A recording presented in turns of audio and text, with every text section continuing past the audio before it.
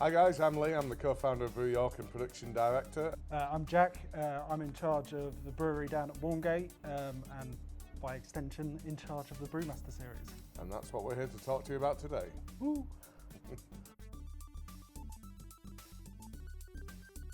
So I think because we've grown to become quite a big brewery, it means some of our beer choices, i.e. what we've elected to brew, has become a little bit safer. But at the same time, we as a brewery have kind of established our reputation on pushing boundaries, on being innovative, if I could say it. We wanted a way of kind of keeping that going, and then we thought, well, we've got the original brewery, it does beers on a smaller scale, so we've then kind of given Jack a creative brief to come up with whatever weird and wacky and wonderful things he wants to do out of this site. I think that's it. It's a kind of ever-moving landscape at the moment, and whilst everyone wants to make the weirdest, wackiest thing they can, you don't always want pint after pint of weird, wacky things.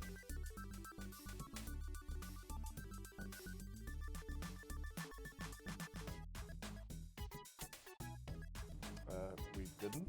Yeah. So yeah, Jack had something else in mind. Yeah, so we were hoping to do a carrot cake stout for the first one. The idea being to do something reasonably accessible for most people to get into the series. But unfortunately we couldn't get the carrot in time. There was delays in various places, so we had to sort of pivot last minute to get this out in time for all the lovely subscribers. So we settled on a ginger cookie sort of thing instead. We had already spiced the beer, so we needed something that blended nicely with that spice, and we had ginger on hand, so it kind of all came together like that. It's turned out pretty well, I would say. Yeah, it's not too bad. Ginger. There's a lot of ginger in there. Ginger on the nose. I think it's very much ginger up front, but I do think you're getting the cinnamon as well, aren't you? Yeah, I think that comes through as it like kind of lingers on your tongue. The more of the cinnamon and the allspice kind of comes through there.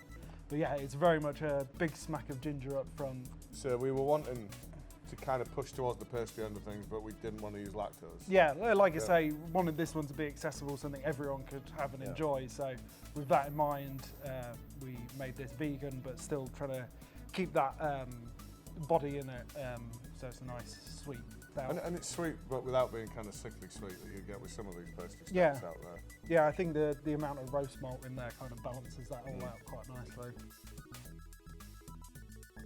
Remind me of any particular ginger biscuits. I can only think of one, the Fox's ones. Are they still called ginger nuts? Or is Yeah, that like... yeah, they call them ginger. Yeah, that's kind of what I That's the single thought. ones, and then the best ones are the ones with the cream in them. Yeah, I don't think they make them anymore. I don't think I've seen them in ages. It's outrageous. Get Fox's on the phone. They were like crack.